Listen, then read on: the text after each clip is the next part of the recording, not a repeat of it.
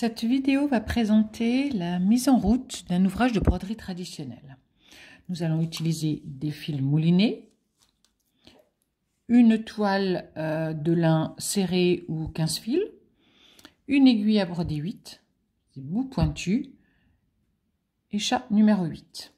Donc nous allons travailler sur ce petit dessin-là, qui est on va dire que c'est une rose trémière avec des roses que nous allons broder au point de feston en tournant. Donc pour cela, nous allons prendre une aiguillée de fil mouliné. Donc je vais vous montrer comment préparer son aiguillée. Donc nous allons sortir une bonne quantité de fil, presque 1 mètre de fil. Et on va prendre les 6 brins. On va couper les 6 brins. Tuc. Ensuite, je vais retirer un seul brin. Donc, pour retirer un brin sans faire de nœud ni de chignon, je vais mettre un petit zoom quand même, peut-être. Voilà. Je vais prendre au bout des 6 brins, un seul brin. Et je vais tenir les 6 brins entre mes doigts. Mais là, je vais ne prendre avec ma main droite qu'un seul brin. Et je vais tenir la mèche dans toute ma main. Je vais tirer délicatement, enfin délicatement pas tant que ça, et ça marche très bien, un fil. Ça, après, je reprends. Donc là, je n'ai plus que 5 brins. Plutôt que ça traîne dans ma pochette, hop, je les remets sur ma cartonnette. Voilà, c'est rangé. Je reprends le fil. Donc on va repasser. Voilà. Je reprends le fil que j'ai sélectionné. Je le plie en deux. Je mets les deux fils, les deux extrémités l'une à côté de l'autre pour avoir un fil ce que j'appelle double, avec une boucle au bout. Et je vais enfiler mes 2 fils dans le chat de mon aiguille numéro 8.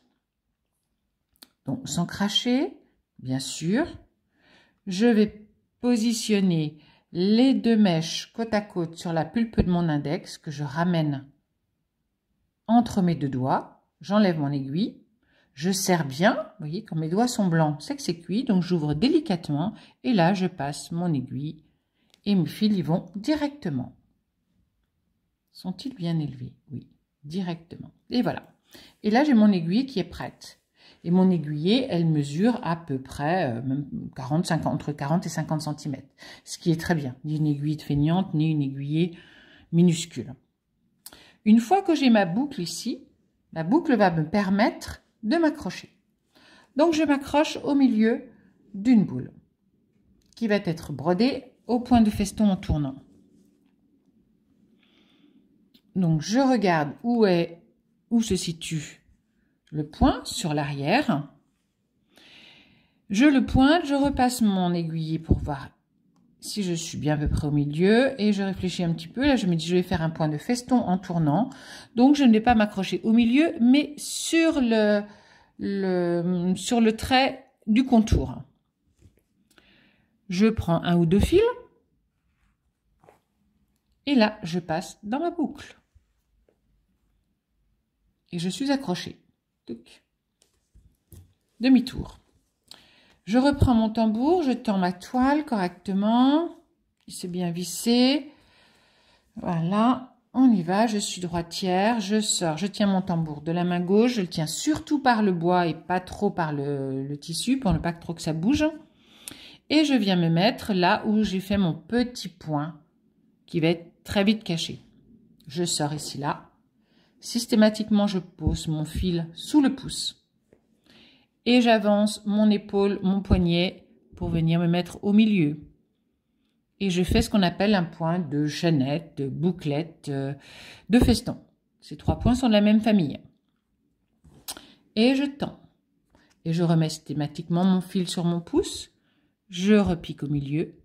Je me décale d'un petit millimètre. Tout dépend si l'on veut que le point soit très dense, c'est-à-dire que les fils côte à côte, ou si l'on veut que ce soit un petit peu aéré en laissant un petit peu de place. Donc moi, il va être aéré. Une autre option, vous pouvez les faire toujours dans le même trou, ce qui va vous faire un trou de plus en plus gros, ou alors vous voulez éviter le trou. Donc 1 sur 2, vous allez le faire, vous avez évité le trou, c'est-à-dire qu'on va piquer un peu plus haut. Alors là, zoom. Est-ce qu'on voit bien? Donc là, je ne vais pas piquer dans le trou, je vais piquer un petit peu à côté. Et on repart. Fil sous le pouce. Là, je vais dans le trou. Je reviens à côté. Fil sous le pouce. Je viens à côté du trou, donc je m'arrête avant le trou. Et je festonne. Et on tourne. Si je vois que le trou est un petit peu gros, eh bien, je m'arrête plus souvent avant le trou.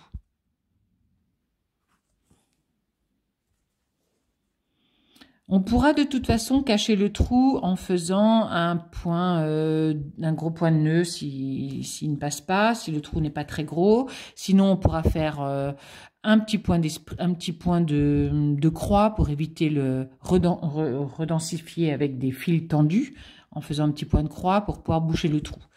Donc, c'est jamais grave, même si on a un trou et qu'on n'en voulait pas, on pourra toujours le cacher. Voilà le point de chaînette, de feston en tournant.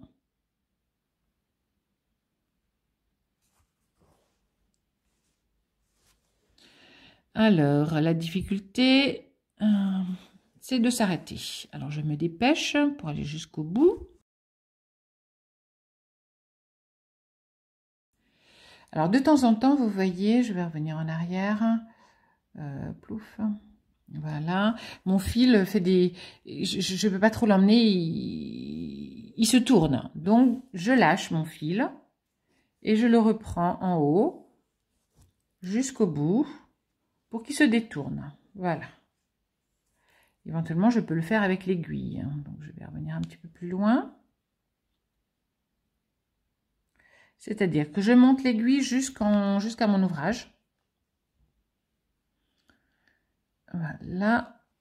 Et après, je pose mon doigt sur l'aiguille, je lâche le fil et je redescends jusqu'en bas. Comme ça, les deux fils se retrouvent bien l'un à côté de l'autre et plus rien ne tourne.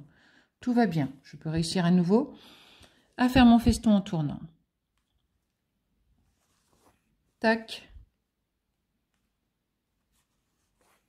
Et voilà.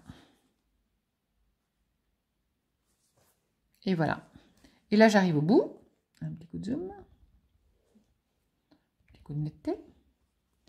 Et là, pour terminer mon pétale, ma petite fleurette, je viens piquer à l'intérieur du point précédent. Et je disparais derrière. Et je repars chez le voisin. Et c'est reparti. Voilà pour le point de feston en tournant. Pour arrêter mon point de feston en tournant, donc il est ici, mes deux petites fleurs sont terminées. Je veux arrêter mon fil, je n'en ai plus besoin. Donc je vais m'arrêter dans les espaces qui sont déjà brodés. Je vais passer dessous, sous 3-4 points. Je recule d'un ou deux points. On va mettre un petit coup de zoom. Tac. Je recule d'un ou deux points et j'avance de 3-4 points. Je sors et je fais ça 3 fois pour être sûr que ce soit bien arrêté. Je recule et je réavance. Une fois que c'est bien arrêté, je coupe à ras. Et voilà.